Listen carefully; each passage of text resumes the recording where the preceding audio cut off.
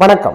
கன்னி ராசிக்கு இந்த பிப்ரவரி மாதம் எதை எதை செய்யலாம், செய்யக்கூடாது, முக்கியமா எந்த தெய்வத்தை வழிபட்டா நமக்கு மேலோங்கி வரலாம், அதை எப்படி கடந்து வரலாம். இந்த 6ஆம் இடம் என்று சொல்லக்கூடிய இடத்துல 5 கிரகங்களின் கூட்டமைப்பு. சனி பகவான் மட்டும் 7ஆம் இடத்துல இருக்காரு, அது மட்டும் இல்லை, குரு பகவானும் 10ஆம் இடத்துல இருந்த பாதகம் என்று சொல்லக்கூடிய இடத்துல எல்லா கிரகங்களும் அமர்ந்திருப்பதால் தான் இந்த கன்னிராசிக்கு தசாபுத்தியே நன்றாக இருந்தாலும் கொஞ்சம் தாக்கம் என்பது இருக்கும். இந்த நேரத்துல எந்த தெய்வத்தை வழிபட்டாலும் நம்மளுக்கு மேன்மை தரும்னா கண்டிப்பாக மேன்மை. வேலை சார்ந்த விஷயம் இந்த நேரத்தில் அனுகூலத்தை பெறும்.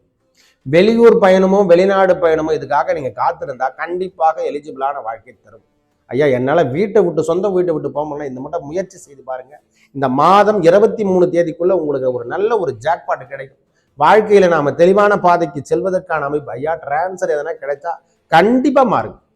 வேலையில் அரசாங்க வேலையாகட்டும், தனியார் வேலை, எந்த வேலையில டிரான்ஸ்ஃபர் நம்மளை இடம் விட்டு இடம் மாத்தினாங்கன்னா கன்னிராசிக்காரருக்கு தயவு செய்து இந்த மாதம் பயன்படுத்திக்கணும். மன நிம்மதியாவது கிடைக்கும்.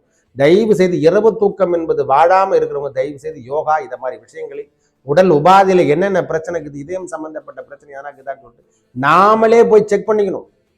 ஏன்னா மன அழுத்தத்தை ஒரு நாள் முதல்ல வர வைக்கக்கூடாது. மன அழுத்தம் சனி பகவானுடைய நேரடி பார்வையும் தான் மன அழுத்தம் என்பது.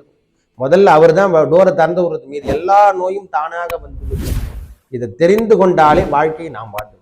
ஆக மொத்த நாம் யோகா பயிற்சி, தியானம், இறை வழிபாடு, முக்கியமாக இந்த நேரத்தில் இந்த தெய்வத்தை வழிபட்டா இந்த மாதம் பிப்ரவரி மாதம் கடந்து வந்துடலான்னா இந்த 6 கிரகங்களின் கூட்டமைப்பு, அதாவது 6ஆம் இடத்துல 5 கிரகங்களின் கூட்டமைப்பு எவ்வாறு டைட்டா இருக்குமோ அப்படின்னா என்ன டஃப் இருக்கும்.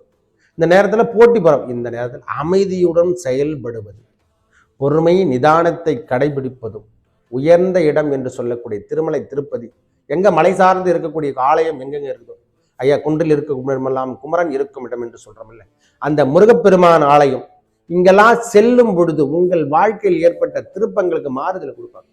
முக்கியமாக இந்த நேரத்துல நாம எங்க போனா இந்த கள்ளழகரை வழிபடுறது ரொம்ப சிறப்பு.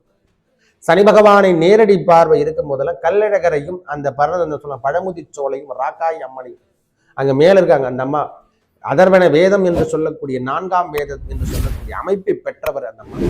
அதனால அவங்கள வழிபடுங்க, உங்கள் வாழ்வாதாரம் மேலோங்கும். இந்த நேரத்துல கால பைரவருடைய கவசத்தையும் தேய்பிறை அஷ்டமி திதியை கடைபிடிக்கிறது ரொம்ப நல்லது கொடுக்கும். கன்னிராசிக்கு நல்லது நடக்கும். நன்றி, வணக்கம்.